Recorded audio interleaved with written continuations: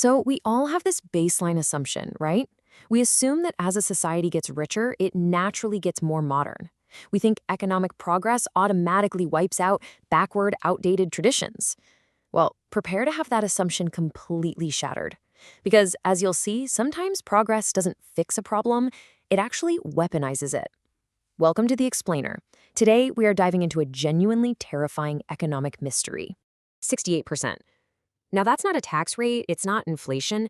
In some Indian samples, a single dowry consumes a staggering 68% of a family's total pre-marriage assets. Just think about your entire life savings for a second. Now imagine having to hand over nearly 70% of it, just to secure a marriage for your daughter. It's an absolutely devastating financial blow. And here is the core conflict. Why did modernization actually make this worse?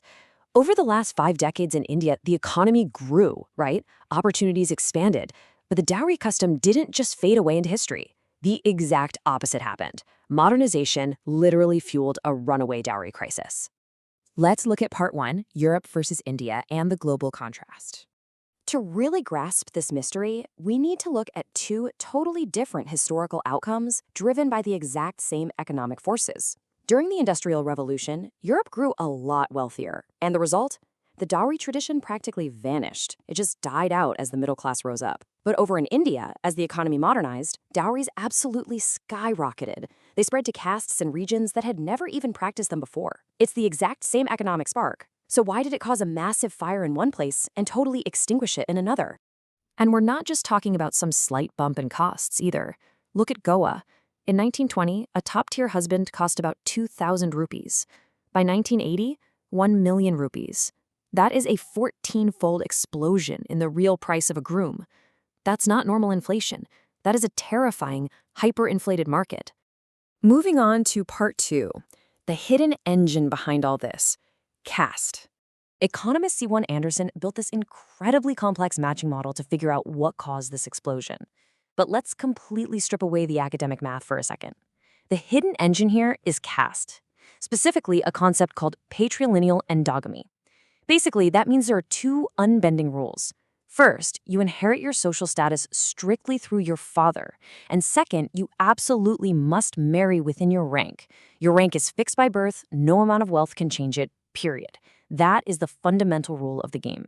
Let's compare these 2 systems side by side. In a wealth-based society, like pre-industrial Europe, money determined your status. You make new money, you buy new status, you move up in the world. But in a caste-based society, inherited status is like a locked cage.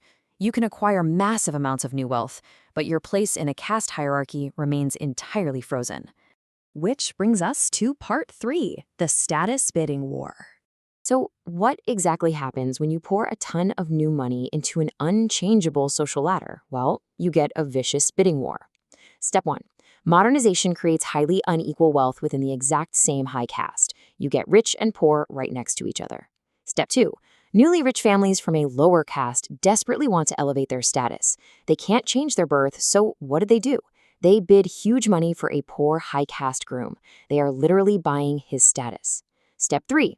High caste brides are suddenly cornered. If they marry down, they lose their inherited status entirely. So to keep it, they have absolutely no choice. They have to outbid the lower caste families. And here is the harsh, underlying economic reality. The price floor is being set by lower caste money.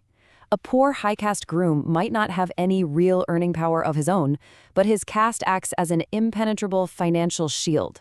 Fierce competition from wealthy lower caste brides completely insulates him. So the baseline price for any high caste groom just shoots straight through the roof. Which leads to this frankly mind-bending conclusion from the research. Average dowry payments increase when wealth becomes more heterogeneous, even though the groom's average wealth has not actually changed. The men didn't magically get richer. The society as a whole just became more unequal. And that new inequality became absolute rocket fuel for a massive bidding war. Now for part 4, flaws in the formula. Let's just pause for a second, because mathematical formulas rarely tell the whole human story, do they? Economists are actually deeply divided on this issue. On one side, you have Anderson's caste/wealth model, which focuses on status and wealth dispersion. But on the other side, there's the older marriage squeeze model. That theory argues that rapid population growth created a massive surplus of younger brides, which made older grooms artificially scarce. The data is heavily debated, which just goes to show that no single equation perfectly solves this puzzle. But here is the absolute starkest flaw of all. The math completely misses the blood. First off, it reduces a deeply violent social issue to a sterile chalkboard equation. Second, it totally ignores the fact that many communities actually used to pay a bride price before suddenly flipping over to dowries. And third, the horrific human toll. We are talking about 30 million missing women due to female infanticide. Families are literally killing their daughters because they simply cannot survive the crushing weight of these dowries. A neat little economic formula completely fails to capture that brutal, real-world reality. Which leads us to part 5, the uncomfortable truth. Let's tie all this data together and look at the big picture.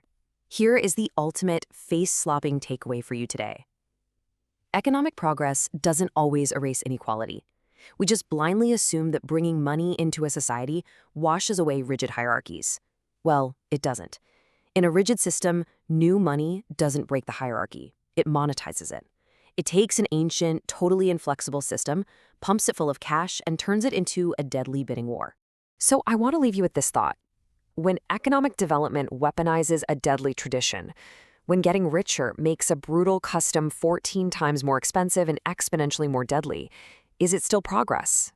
Really think about the true cost of economic growth when it collides with rigid human structures. Thank you so much for joining this explainer. Keep questioning the data, and I'll see you next time.